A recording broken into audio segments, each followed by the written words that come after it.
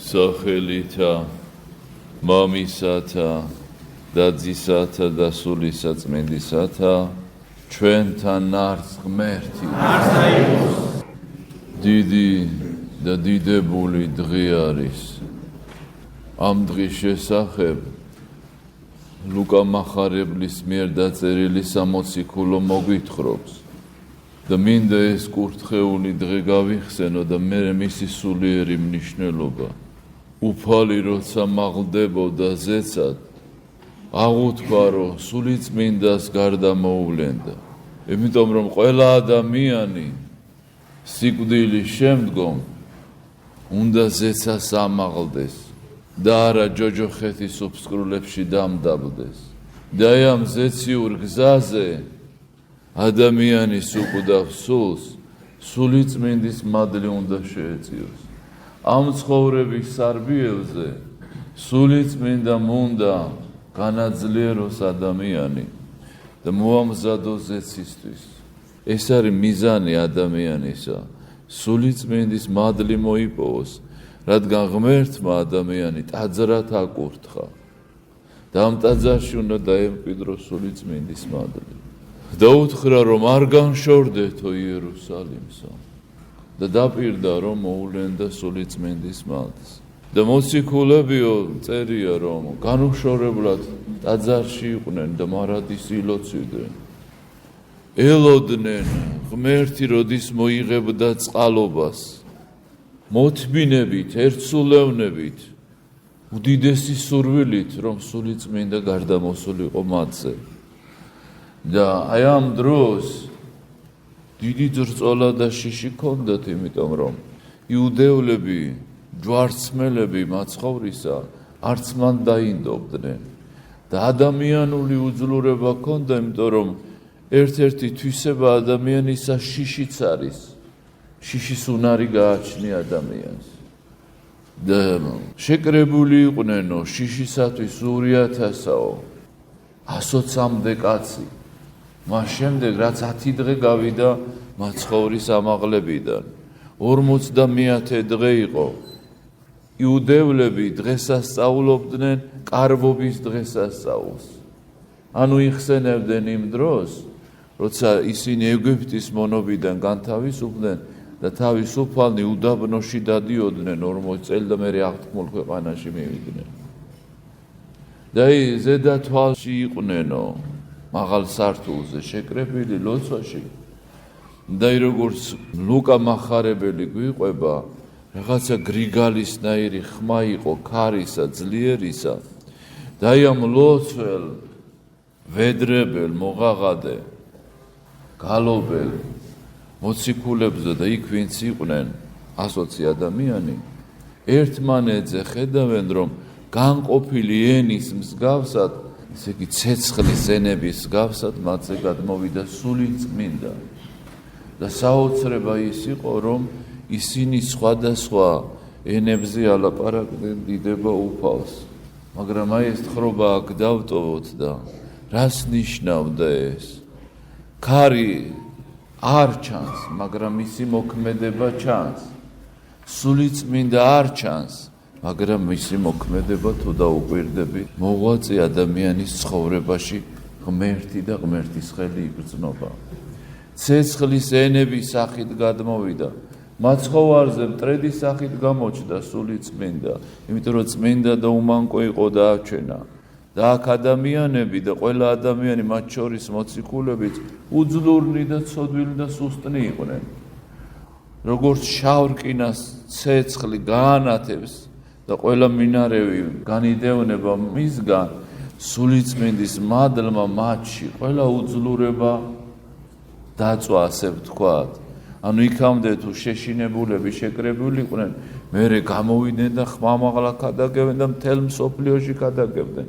აღარ ეშინოდეთ არც სინოდრიონისა და არც ძლიერთა ამა ქვეყნისა და ძლიერება შეიტანა მადლმა სულისაწმინდისა. ენებზე ალაპარაკდნენო სხვადასხვა ენებზე. რატომ ბაბილონის გოდოლის დროს მოხდა ენათა აღრევა.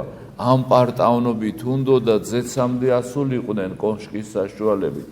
და ვისაც თავმდაბლობა ექნება სულიწმინდის მადლით ისავა ზეცამდე და არა ამპარტავნებით. მაშინ ენები შეერია რომ ვერ გაეგოთ. ეხლა ამ ენების საშუალებით ყველას უნდა გაეგო ღვთისმსიტყვა, უნდა შეკრებილიყვნენ ღმერთში და უნდა ღმერთამდე ამაღლდეს ადამიანი.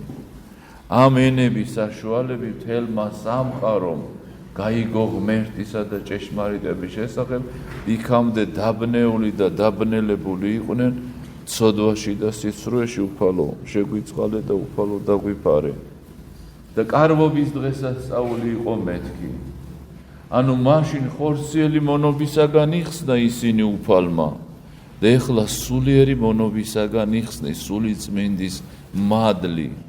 სულიერი ძალები ეძლევა ადამიანს, რომ ზლიო წუთის სოფელს ეშმაკს და საკუთარ თავს, საკუთარ უძლურებებს. აი ეს მადლი სჭირდება ადამიანის მოღვაწეობისთვის. ხშირად კითხულობ წმინდათა ცხოვრებას და გვიკვირს, როგორ შეძლეს მათ ეს ღვაწლი, როგორ აღასრულეს. სულიწმინდის მადლის საშუალებით მოხდა ესა. და ეხლა სხვა კარბობაა, ასე ვთქვათ. სულიერი ზეიმი და სულიერი დღეს და სულიერი თავისუფლება ენიჭება ადამიანს. აი ეს არის მნიშვნელოვანი და სიმწვანეთ იფარება ეკლესია ჩვენი. და რატომ ეს სიმწვანე რას გვაგონებს ეს სიმწვანე? მართალი ვით არცა ფინიკია ყავდესო და ვით არცა ნაძვი ლიბანისა გამრავდესო. ღვთის ადამიანები, აღსარებელნი და მაზიარებელნი, ვინც ეკლესიას ეკუთვნიან, აი ეს სახია, ეს ხისტოტები და ეს ყვავილები მორწმუნეების სახია. უფლის მადლით ისინი აყვავდებიან და მათში უამრავი სიკეთე იქნება. აი ამის სიმბოლო, მორწმუნე ადამიანის სიმბოლო ეს სიმწვანე. სულიწმინდის მადლი განაახლებს თითოეულ თქვენთაგან თითოეულ ადამიანს. აი ეს არის ძალიან მნიშვნელოვანი. ასევე სულიწმინდა გარდამავა მასზე, აი დღეს ფოთოლი არის აქ სიმწვანე ძირს დაყრილი, ვინც თავის თავს დაბლა დაგდებულ ფოთლად მიიჩნევს, პირობითად რო თქვა, ანუ ცოდვილად, უღირსად მიიჩნევს თავს. თავმდაბალი ამპარტავანი კი არ არის და გულზვიადი ამპარტავანი ზაქს უყავს და მდაბალთა მოსცემსვაც. ვინც დამდაბლებულია, მათზე გადმოვა სულიწმინდის მადლი და ეკლესიაზე გადმოდის სულიწმინდის მადლი და ეკლესიაში სხვადასხვა ყვავილებით ვამკობთ მეთქი და ამ ყვავილებს გვანა ზოგი მოწამეა, ზოგი აღმსარებელია, ზოგი ღირსია, ზოგი ღმერთშემოსილია, ზოგი მლოცველია, ზოგი მარხველია. სხვადასხვა ნიჭები ეძლევა ადამიანს და სულიწმინდის მადლის გამოვლინება სამნაირად მოხდა, ასე ვთქვათ. ანუ უბრალოდ რო ვთქვათ, სულიწმინდის მადლი პირველად მიეცა სულთმოფენობას, როცა ცეცხლის ენების ახი დაადგათ. მერე უკვე მღვდელმთავარნი, რომელიც მოციქულთა მიერ დადგინდა, ხელს დაასხავდნენ მორწმუნეებს და სულიწმინდის მადლი გადმოვიდა. და მერე მირონცხება მოიფიქრეს, ანუ ზეც საკურთხებდნენ ეპისკოპოსები სურნელოვანს და აგზავნდნენ მღვდელნიცხებდნენ ნათლობის დროს. შემდგომ მეორე საიდუმლო და ამ დროსო ყველა ადამიანს, ვინც მირონს იცხვებს, სულიწმინდის მადლი ეძლევა. და სულიწმინდის მადლი რო ადამიანში აღორძინდეს, ამისთვის არის საჭირო წმინდა ცხოვრება, ლოცვა და მარხვა, აღსარება და ზიარება. აი როგორც ჩათესავ თესლს და მას ჭირდება სინესტე და სითბო, ასევე ჭირდება ადამიანში რომ აღორძინდეს მადლი ღვთისა. ის პირობები, რაც მიწაში ჩათესი თესლს ჭირდება, ასევე სულიწმინდის მადლი რომ გაძლიერდეს ადამიანში, ჭირდება ლოცვა და მარხვა და წმინდა ცხოვრება და აი მოციქული ასეთ რამეს ამბობს, რომ ვინაიდან ერთ სულის მიერ ეძლევა სიბრძნის სიტყვა, მეორე სოდნის სიტყვა, იმავე სულით, ზოგს წმენა იმავე სული და ზოგს განკურნების ნიჭი იმავე სულით, ზოგს სასწაულმოქმედების, ზოგს წინასწარმეტყველების, ზოგს სულების გარჩევის და ზოგს სხვადასხვა ენების და ზოგს ენების განმარტების. აი როგორი საოცარი ნიჭები ეძლევა ადამიანს სულიწმინდის მადლის მოსვლით. აი ეს მადლი მოგწეს ღმერთმა ჩვენა და სრულიად საქართველოს ამ მადლის ქვეშ ვიყოთ. პეტრე მოციქული გამოვიდა, ასევე სხვანი სხვადასხვა ენაზე ლაპარაკობდნენ, მოჯარული იყო ხალხი, დიდ დღეს სწავლი იყო სხვადასხვა ქვეყნებიდან ჩამოსულები და ხედავენ, რომ ესენი საოცრად ენებზე საუბრობენ, გაკვირვებულები არიან. გამოვიდა პეტრე მოციქული იქამდე სამჯერ უარმყოფელი უფლისა ქალის სიტყვითაც კი ეუბნება, შენ გალილეველი არ ახარო, მასთან არ იყავიო და უარყოფს. დედაკაცის სიტყვაზეც კი წრწის და ეხლა გამოვიდა საქვეყნოდ სულიწმინდის მადლმა ძალებით აღავსო და ქადაგებდა და 3000 მორწმუნე შეემატა ეკლესიას. ახსოც დაემატა 3000 და აი სულიერი მოღვაწეობა დაიწყო. ანუ დაფუძნებული ეკლესია და როდის დაფუძნდა ეკლესია? გაცოცხლდა ეკლესია, მე მინდა კარგად გაიგოთ. ამ დღეს ეძახიან ეკლესიის სათბურებას, ეკლესიის დაარსებას. სიმართლე რო ვთქვათ, ეკლესია დაარსდა მაცხოვრის ჯვარცმითა და აღდგომით. მისი გვერდიდან გარდა მოვიდა სისხლი და წყალი. ეს რას ნიშნავს? ნათლობა და ზიარება. ადამიანი ეკლესიას უერთდება ნათლობით და ზიარებით ადამიანი სულიერად აღორძინდება, უფალს უერთდება. ეკლესია მაშინ დაარსდა, როგორც ადამის გვერდისაგან გამოვიდა ევა, როცა იყო მიძინებული მისი გვერდისაგან, ეკნისაგან გამოვიდა ევა, მაცხოვრის ფერდისაგან გამოვიდა ეკლესია, ასე ამბობენ მამები და მიძინებული იყო ადამი და ევა გამოვიდა. ჯვარზე მიძინებული იყო უფალი და მკვდარს უგმირეს ლახვარი, გადმოვიდა სისხლი და წყალი, ანუ მაშინ ეკურთხა ეკლესია, მაშინ დაფუძნდა ეკლესია, ასე რომ ვთქვათ. და ადამს, როცა ქმნის ღმერთი, ასე ამბობს, შეჰბერა თქვა და შთაბერა მას სიცოცხლის სუნთქიო. აი დღევანდელ დღეს ჯვარზე, ჯვარცმის დროს დაარსებულ ეკლესიას მიენიჭა სიცოცხლის სუნთქი. ანუ ეს არის ეკლესიის სული, არის სულიწმინდის მადლი. აი როცა სულიწმინდის მადლი გადმოვიდა, ეკლესია გაცოცხლდა და საიდან ჩანს ეს სიცოცხლე? ერთი ქადაგებით მოციქულისა პეტრესი 3000 წევრი შეემატა ეკლესიაზე. ცოცხალი უკვე მოძრავი და მოქმედია. მასში მოქმედეს ღვთის ძალე. აბა ვაკურთხებ წყალს და უხრწნელი ხდება. ეს ნიშნავს, რომ ეკლესიაში არის სიცოცხლე, სულიწმინდის მადლი ცოცხლობს ეკლესია. აი დღეს არის ესე ვთქვათ პირობითად, რომ გაცოცხლება ეკლესიისა, სიცოცხლის სული მიეცა ეკლესიას და ვიდრე მეორედ მოსვლამდე ეს ეკლესია იდგება ამ ეკლესიაზე სულიწმინდის მადლი გადმოვა და ამ ეკლესიაში ადამიანები ეზიარებიან სულიწმინდის მადლს. რამდენი ეკლესია და რამდენი ქრისტეს სახელით მავალია, მაგრამ გარეგნულად მოჩვენებითად, მაგრამ სიცოცხლის წყალთან, უკვდავებასთან, სულიწმინდის მადლთან მარტო ჭეშმარიტი ეკლესია აზიარებს ადამიანს. უფალმა თქვა, მე ვარ გზა, ჭეშმარიტება და სიცოცხლე. ერთია გზა, ერთია ჭეშმარიტება, ერთი სიცოცხლე. 10 ქრისტე არ არის, 10 გზა არ არის. მე ვარ გზა, უფალი ამბობს. ამ გზაზე დადის მართლმადიდებლური ეკლესია. ამ ეკლესიაში არ შეწყვეტილა მადლი სულისა წმინდისა და ეს მადლი გადმოვა თქვენზე და ვინც ლოცველია, ვედრებელია, ამის მძებნელია. დღეს ეკლესიაში სულ სხვადასხვა რამ სჭირდებათ ადამიანს, სხვადასხვა მიზნებით მოდიან და არა მადლის მძებნელი. სულიწმინდის მადლი თუ აქვს ადამიანს, ყველაფერი აქვს. ის რასაც ეძებთ, ყველაფერი აქვს. პავლე მოციქული ამბობს, არაფერი გვაქვს და ყველაფერი გვაქვს. როცა ღმერთი შენთან არის, ყველაფერი გაქვს. ყველაფერი, ყველაზე მდიდარი ხარ, ყველაზე ძლიერი ხარ.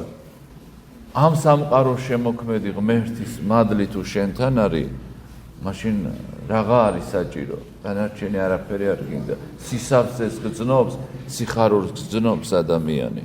და სულთმოფენობა დღეს შევთხოვოთ უფალს, რომ ჩვენზეც გარდა მოვიდეს სულიწმინდის მადლი და და ეს ძალიან მნიშვნელოვანია, აი დამიჯერეთ.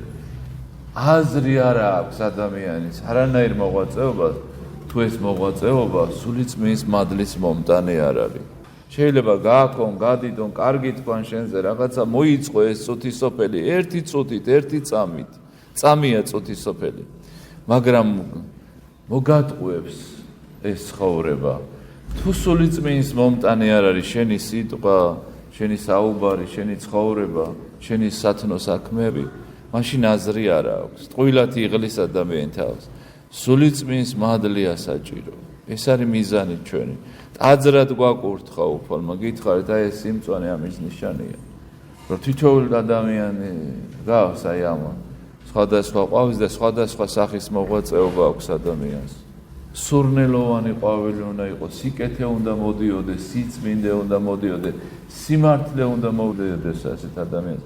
იქ მტრედი გადმოვიდა, იმიტომ რომ უმანკო იყო მეთქი უფალი და აქ უძლურებებია და იმიტომ გამოვიდა ეს ცეცხლი, უძლურებები განსდევნოს, ცოდვანი დაწვას, ძალები მისცეს და ჩვენ ძალიან გვჭირდება და იმას ვამბობდი, რომ უფალი ამბობს, სადაც 2 და 3-აო შეკრებილო სახელითა ჩემითაო, მუნ ვარ მეცოდა.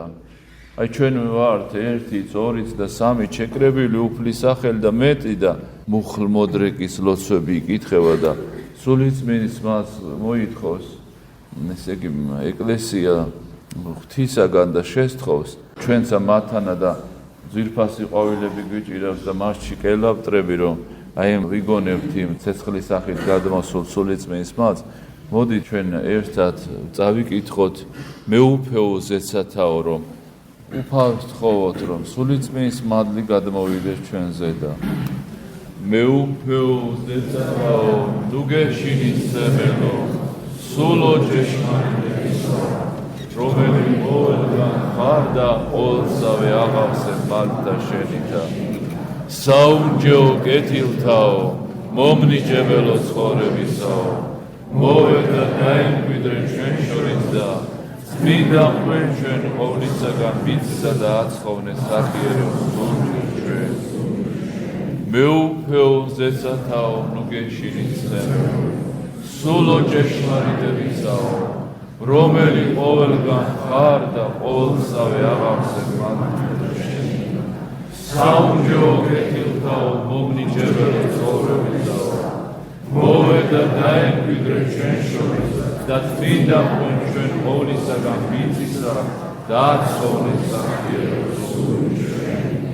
მეუფეო ზეცათაო, ნუ გეშინისმელო, სულო ჭეშმარიტებისაო, რომელი ყოველგან ხარ და ყოველსავე აღავსე მალთა შენითა. საუნჯეო კეთილთაო, მომნიჭებელო ცხოვრებისაო, მოვედა დაიმკვიდრე ჩვენ შორის და წმინდა მღვენ ჩვენ ყოვლისაგან მიწსა და აცხოვნე სახიერო სულჯერ ჩვენ. შესმენილი იქნას თქვენი ვედრება, ჩვენი ვედრება, მთელი ეკლესიის ვედრება და სულიწმის მადლი უხად გადმოვიდეს თქვენზე და სრულიად საქართველოზე, სამყაროზე, ჩვენ ეკლესიაზე, ჩვენ ხალხზე და ამ მადლმა განგვაბრძნოს თითოეული ჩვენთაგან ერთად ცხონდე და გადავჭე და ვადიდებდეთ მამასა და ძესა და წმინდა სასულსა, აც და მარადის და უკუნითი უკუნის ამდიამი.